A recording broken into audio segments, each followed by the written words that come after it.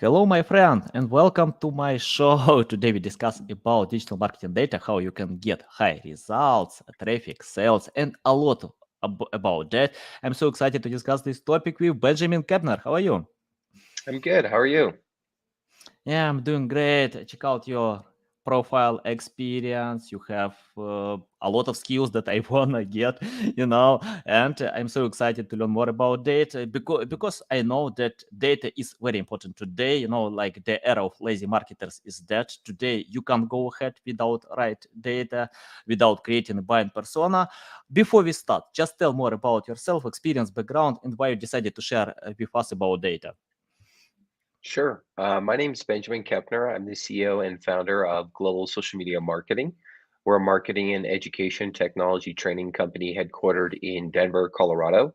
My experience runs the gamut of everything digital marketing from SEO, public relations, social media marketing, email marketing, marketing automation. The list kind of goes on and on. And I've been in the digital marketing profession now for over 11 years. I'm also very highly involved in teaching digital marketing in higher education and online. Nice, nice. Love it, love it. Can you tell, according to your experience, where marketers need to start today? For example, if they don't know what to do, they're blind, because we have many different directions. Sometimes they might confuse more than help. Can you tell where to start? For example, if we launch a new product and we need to get traffic and results, what will you do in the first stage? Yeah, I think every good digital marketer needs to have some experience with a website. Website is definitely a really big extension of your brand online. And I like to think of your website as a 24-hour salesman that never sleeps. So getting experience with the website is definitely a good idea. I have most experience using WordPress because more than 70% of websites today are built on WordPress. Another thing I would say is if you're trying to drive traffic and results to your website to generate more leads and sales, then you're definitely going to want to look into SEM or search engine marketing. I have personally have my best results from those channels specifically. Why? Because people are going to search engines such as Google to search for solutions to their problems or to find products that have benefits for their needs. So running some SEM campaigns is a great place to start as a digital marketer to drive results in the form of sales and leads. And then I would say after you've kind of mastered the website and SEM, social media marketing is also another really good place to start as a digital marketer. There are tons of social media channels. There are hundreds of them out there. I would say focus on 1 to 3 in the beginning and own those. And as time goes on, expand to other ones. Love it, love it. Can you tell how to find these two free channels in the beginning? Because we have a lot of channels, a lot of them, and you mentioned that you have experience with SEO, PR, many other stuff. Can you tell how to find these two channels, two free channels? Yeah, so free channel social media is a great place for that. Facebook and YouTube are two places that are free. They don't cost anything. Another idea, if you want a third option, is Google My Business. It's a really good free channel to put your business on Google and top of Google search results for no cost. Yeah, got it. Okay, can you tell how to find the right data? Because I often see when webmasters just use the average data from online studies or some well-known tools, chasing high-volume keywords, but it's hard to achieve results if you don't provide deep learning before that. Can you tell how to find the right data and create a buying persona? Yeah, I think again, your website is a great place for data. The website is one of the only marketing channels that you actually own, right? You don't own Facebook or YouTube or any of these other social media platforms. So use the data that's available on your website because you own that data. Secondly, if you have a database, if you have a list of customers, if you have a spreadsheet, wherever you're storing your customer information, that is data that you own as well, or we refer to that as first party data. That's another great place to start. And hopefully, that information should be correct based on the operations of your business. You should be having someone that is making sure that your customer information is correct, accuracy, if they need to update things. Some of that does require data entry. But there are people that do that in major enterprises where that's all they do is confirm that their customer information is correct and that the data in their database is correct. Outside of that, there are tons of other third-party data sources or other applications that you can use. Some tools that I like to use, you mentioned keywords. I like to use Google Ads Keyword Planner for keyword research. I also like to use vidIQ Pro. I think those are pretty credible sources because millions of advertisers are using those today. Other things like Google Analytics, it's a free tool. It's pretty much the industry standard in digital marketing that everybody I work with uses Google Analytics. So I'd also recommend looking into theirs. And then there are tons of data companies out there which you can go research on your own terms and buy data from them directly if needed. Yeah, love it, love it. But on Google Analytics, we can't find the right keywords. It's just to analyze our traffic, some users' behavior, many other stuff. If you unite with Google Search Console, we can get keywords as well. Can you tell how to create the right strategy? Because when webmasters jump on in the new field, they usually open SEMrush, Ahrefs, or you mentioned about Google Keyword Planner, many other tools. They usually see high volume keywords and they can feel, oh, I can get a lot of traffic, but it's not the case that we have competition. Volume is not related to traffic. It depends on CTR, many other stuff. How to create the right strategy considering competition, limited budget, from your experience? Yeah, I think you have to focus on the channels that are going to produce the best results. So, as I mentioned, for me personally, website and SEM have performed the best. When you talk about, what keywords and your budget and these types of things, you do need to do your research. So, again, using some of these tools to understand how many people are searching potentially for a given keyword in a month, what is your forecasted cost per click? You can start to set a foundational forecasting. Smart marketers will forecast with their budget how many clicks, conversions, sales they expect to get, and then work backwards from that. You should also do competitor research. You should see what people are spending in your marketplace. There are tools available out there that let you know what potential advertisers might be spending on social media or on Google Ads in a given month, and you can use those also as benchmarks. Final thing I would say is that as you run marketing campaigns, you should always be collecting data, and that data should be improving over time. Hopefully, it's not getting more expensive. Overall, the industry is definitely getting more expensive with advertising costs, but hopefully, if you've been running campaigns for over months of time, those campaigns should be becoming optimized and performing better as time goes on. Yeah, awesome. Yeah, so valuable. Can you tell, for example, if I have limited resources and I need to choose paid or organic reach, what would you choose with limited resources for a new product? Yeah, if I have limited resources, organic is free. So I'd Hmm. always start with organic, having just some basic content, claiming profiles, giving people the ability to find you online organically. It doesn't cost you anything but your time. If you are having a massive product launch, if you're, let's say, like a $1 billion e-commerce company, then I would probably advise for enterprise companies to go down the paid route because the organic strategy is a long-term strategy. Hmm. And if you have the resources, then you should definitely focus on paid. So to answer your question, limited resources, start organic. If you have multiple resources, start paid. Yeah, yeah, totally. Uh, can you tell about how to analyze competitors today? Let me clarify why I want to know about that because I see when webmasters usually use SEMrush or Ahrefs, any other recognizable tools, they just search for their competitors and see the way how they get traffic. But competitors usually get traffic with their strong sites. It doesn't mean that it's your strong side. Can you tell how to find some untapped opportunities today when competitors have weak side and considering your unique selling proposition?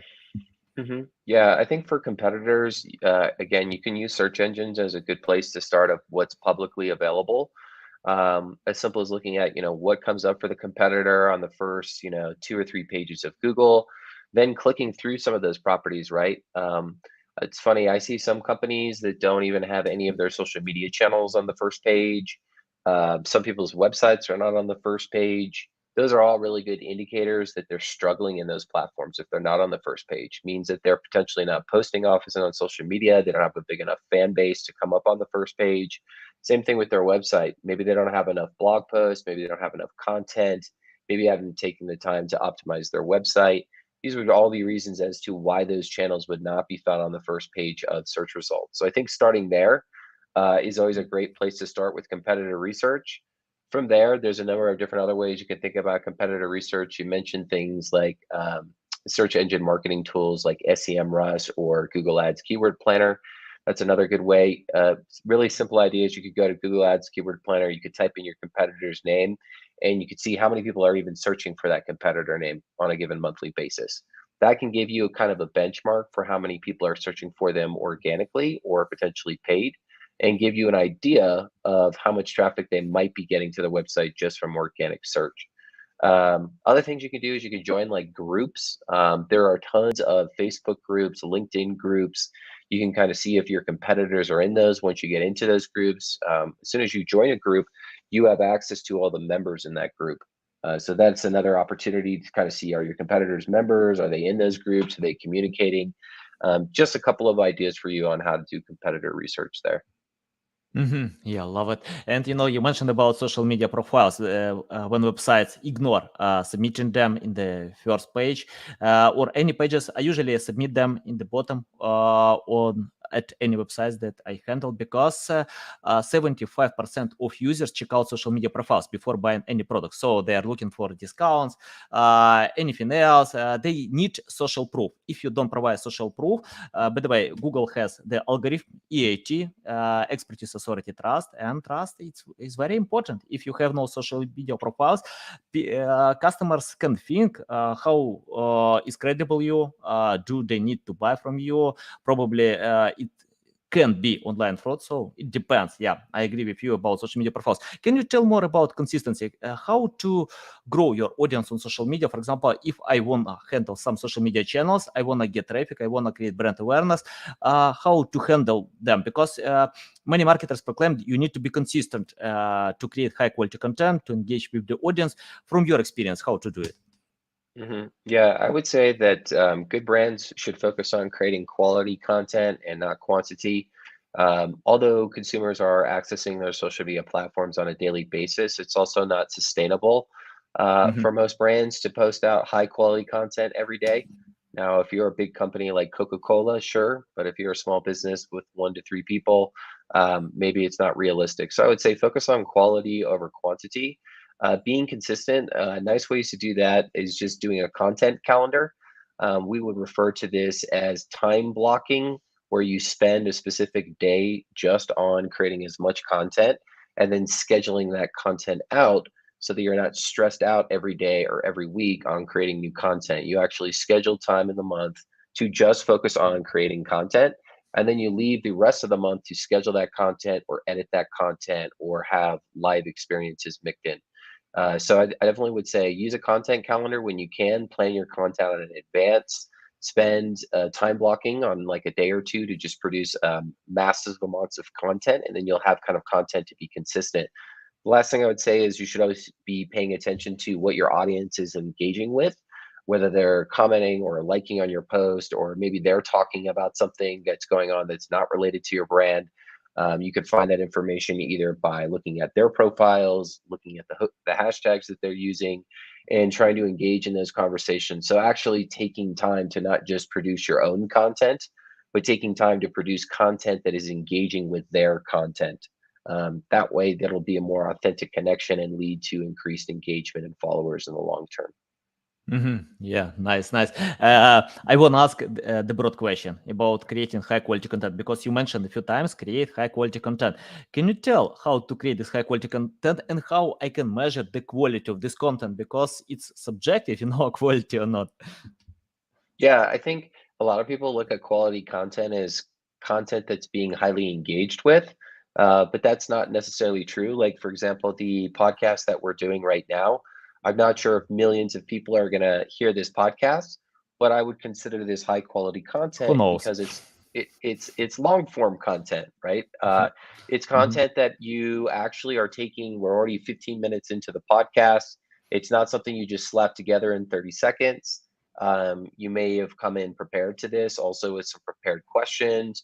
You took the time to recruit someone that you felt was an expert in the field so that you could provide value in this podcast outside of just asking anyone.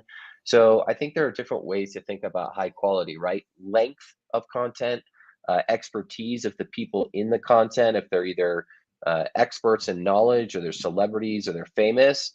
And then I think the third thing is thinking about um, who is that quality content intended for. If we're reaching an audience of marketing people and trying to get into the marketing profession, then probably this podcast is a quality piece of content because it's targeted for the right audience. Yeah, love it. Yeah, totally. I think I often see when webmasters are looking for the price to create content. It's not good decision. Because experts know they can estimate their time. They can charge the honest price because of their experience, and it's better to search for experience in the first stage, because when you hire copywriters who write about everything, I'm not sure that you can get any results. By the way, I did it like 10 years ago when I started my online journey. I had a team of copywriters I had, by the way, and they wrote about everything. Google ranked my website.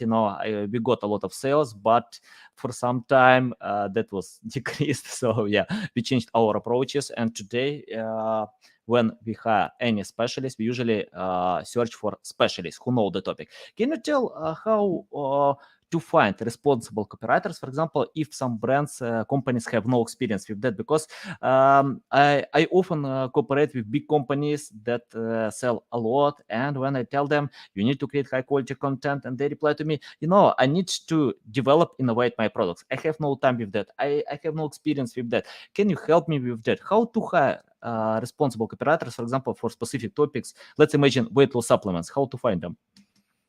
Yeah, I think number one, LinkedIn is always a great place. I mean, that's how you found me.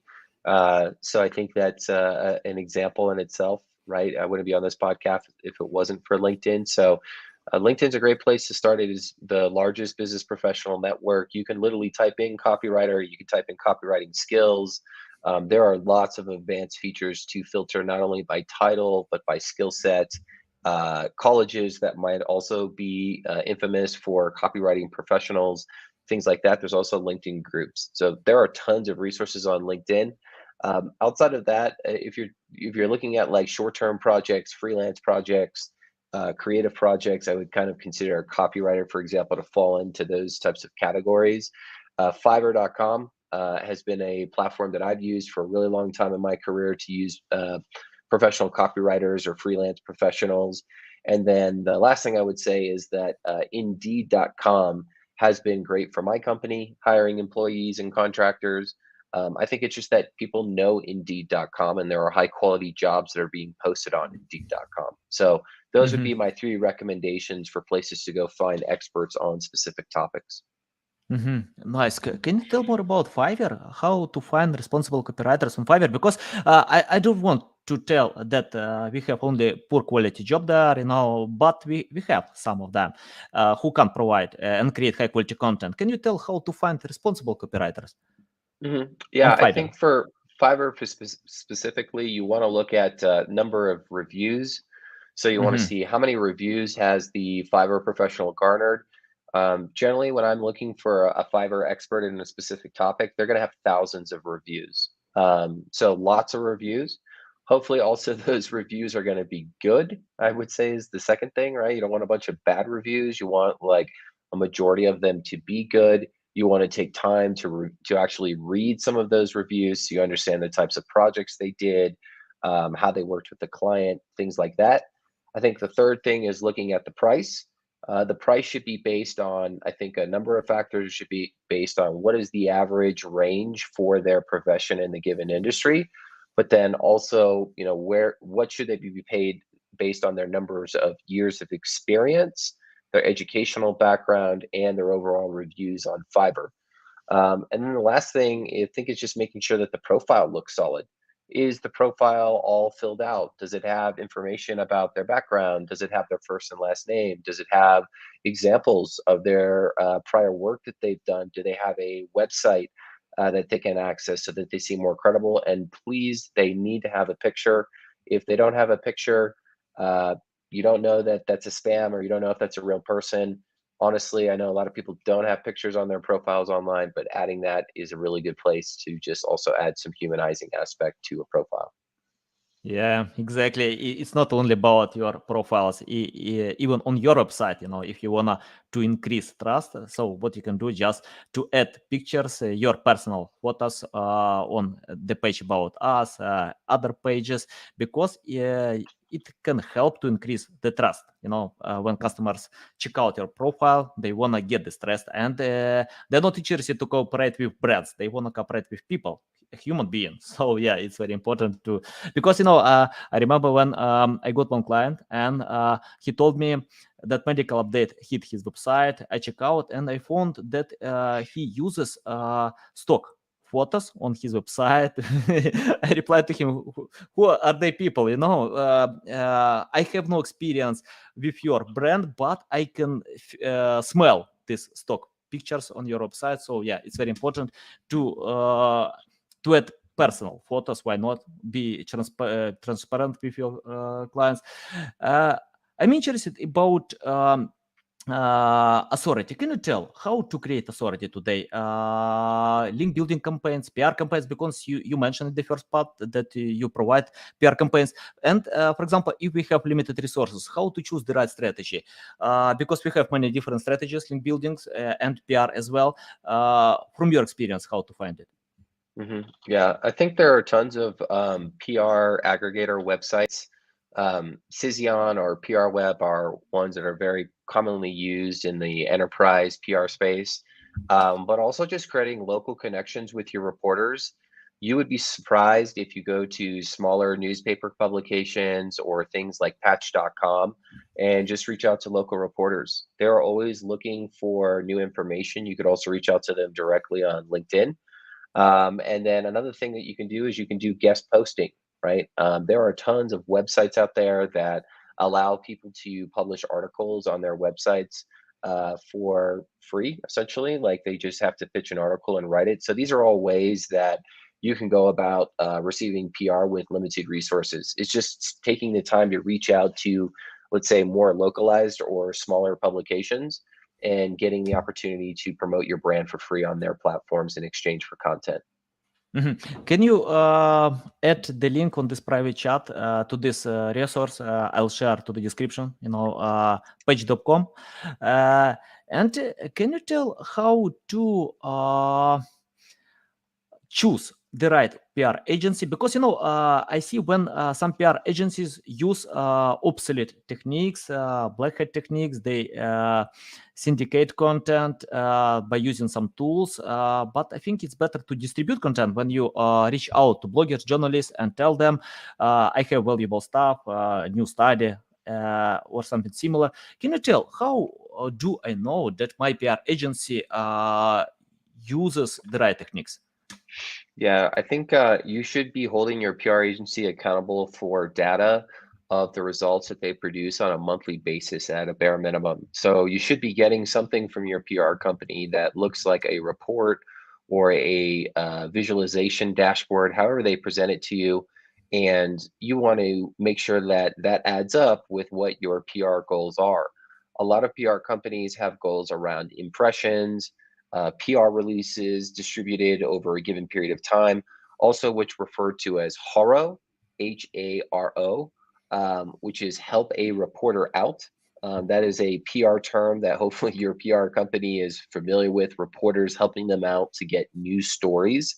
And then also other things outside of PR could be things like brand lift or sentiment engagement, right? Like, are there positive feedbacks from the stories that are being released on your brand?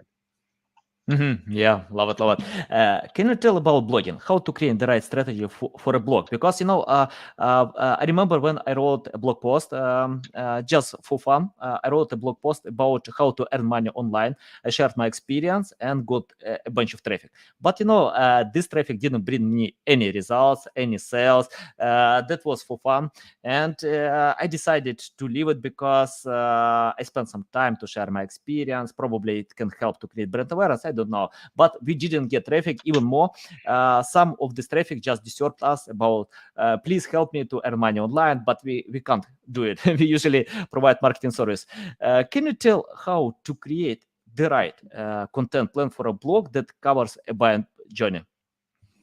Yeah, so I think a lot of people write content or blog posts on what interests them, which is kind of the backwards way of thinking. It should be really focused on what are people searching for that you should write articles about, right? And so you can look at again, you mentioned Google Search Console is a great tool to see what your organic keywords that might be producing people finding your business or finding your website. Another thing you can do is you can go look at your website pages and see which pages are getting the most traffic. Those are really good indicators that those pages either have high quality content or things that people might be searching for.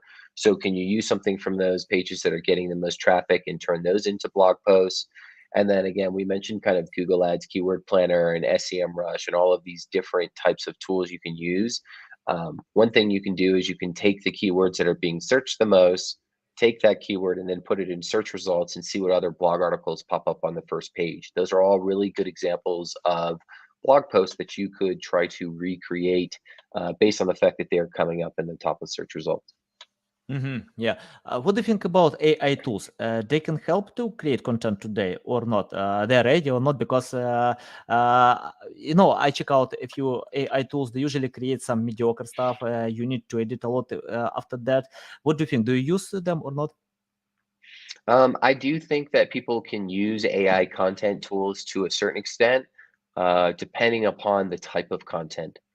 For me personally, I do not use AI to create blog posts because there are connections and there are correlations and there are emotions that need to be conveyed in a blog post. And a robot, unfortunately, to my knowledge, doesn't have those emotional things that they can put in there, or at least not yet. I do have experience doing AI for social media posts. I think that's something that AI can do, and there's been numerous articles released from social media companies on doing that and offering that as features. So I do think from a shorter form piece of content, AI can help with those things. And then the last thing I would say is in the audio space, I do not agree with AI at all. I see a lot of podcasters and YouTubers using AI tools to transcribe their videos and podcasts. And I have been able to unfind a company yet that has 100% accuracy and is also able to add additional call to actions or brand collaboration opportunities from those transcriptions. Yeah, love it, love it. Thanks for sharing that. I'm using some tools that can help transcribe my videos, but I need to edit as well. I can't get Right. 100% accurate, but yeah, it takes some time. But it's better if you do manually yourself. Okay, I have the question about interlinking. Can you tell how to interlink content today? Because and even more, can you add more about call to action? How to submit call to action and why websites need to interlink internal content. Yeah, so I think like interlink, I'm not sure how you would define that, but that's just like connecting pieces of content for me, is my perspective. So a call to action, for example, on a landing page could be like get a case study. Maybe the landing page is describing what the case study is about and how a business can solve another business's problems with their solutions. That case study will have a link that then will be downloaded. Maybe it's a gated piece of content, maybe it's a video, maybe it's a poll, whatever that form of content is on that case study. So that's an example of interlinking content, right? Is providing content up front in the beginning research phase, but then maybe providing additional content that drives the consumer further down the buyer journey cycle. Yeah, we usually interlink for the sake of getting more weight for specific pages.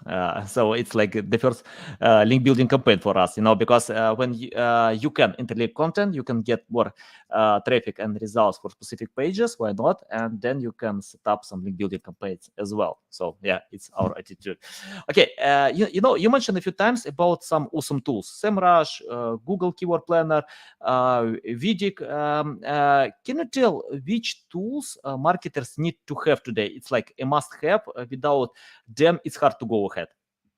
Yeah, I would say the must-have moving forward is definitely going to be Google Analytics 4. That's all going to be changing. Everybody has to use Google Analytics 4. So if you're listening to this podcast and you're using Google Analytics, go ahead and save yourself the stress from a year from now and just go ahead and make that change. Outside of that, yeah, Google Ads Keyword Planner is a great one. I use vidIQ Pro for videos. A number of other marketers will use Google Data Studio for visualizations and connecting different platforms. Also, you should have a CRM tool. There are hundreds of CRM tools out there. So our company uses High Level. HubSpot is very famous. And if you work in enterprise, there's a good chance you've used Salesforce. So those are some examples for that. And then some other additional tool ideas out there. Typeform is something that we use for quiz qualifying. We use Zapier for a lot of automations between systems, and we use EverWebinar for webinar funnels. So if you're ever running any webinars, I would highly recommend that tool. Nice list. Yeah, love it. I have the question about three things that all marketers need to do today. From your experience, what all companies need to do, because you can't avoid them if you want to get high results? Yeah, so I think every company has to have a website, if I haven't said that enough yet. If you don't have a website, you're missing out on where everyone's hanging out. The second thing is you should have social media too. Not everyone has social media, but it's free. Doesn't cost you any money to create a profile. So free is for me, I would say. And then the third thing I would say is you need to have some type of data analytics solution. I mentioned Google Analytics. There are other things out there like Tableau or Datarama. There are tons of data tools out there, but you need a way to measure the effectiveness of your marketing campaigns. What three things that marketers need to avoid today? The three things that they need to avoid, number one, would be automated fan base growth tools. There are tons of, I hate to use the word scammers, but let's say kind of black market of people selling followers to you. You don't want to just go buy a bunch of followers for free. That's actually going to hurt your account in the long term. Another thing I would say that you should, watch out for as marketers is you should watch out for anything in an SEO perspective that doesn't show how your SEO is increasing. I've worked with a lot of SEO agencies, and they'll give you a report of where your website ranks and things like that. But you really should be measuring where you rank in terms of keywords, in terms of topics, in terms of number of links that are backlinking back to you and why they're backlinking to you, and having something that's maybe more qualitative than just quantitative information. So I would say watch out for progress of SEO performance over time through SEO agencies. And then the last thing I would say is watch out for high expensive video production. You do not need to pay $10,000 for a video. You don't need to pay $1,000 for a video. You actually have a smartphone, probably as a consumer these days.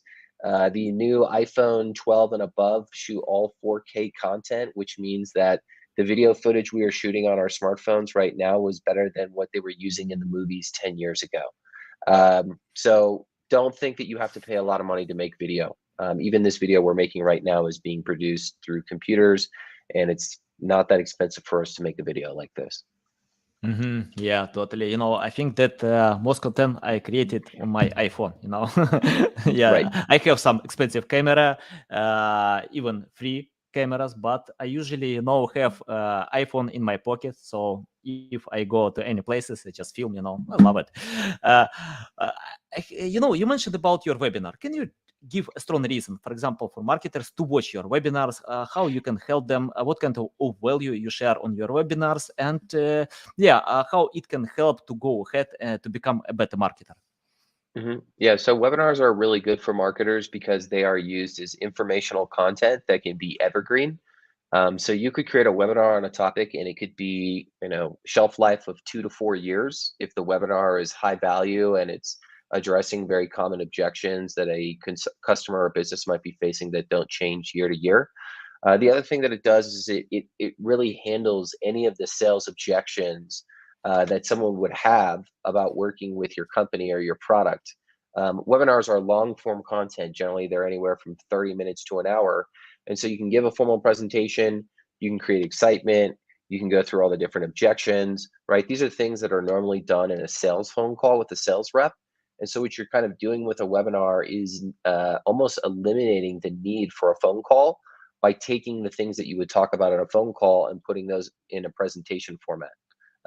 So that's kind of, I think, how you can think about a webinar. And then the last thing I would say is that webinars should be generally have the appearance of being live, similar to kind of how we're doing right now in StreamYard for this podcast. People want to see live things. People are engaged with live things and they feel that they're more exclusive. So whenever you can provide a live webinar format, it does kind of encourage people to be more engaged with that webinar as almost like a live event. Yeah, yeah, totally. Okay, I have the question about the future.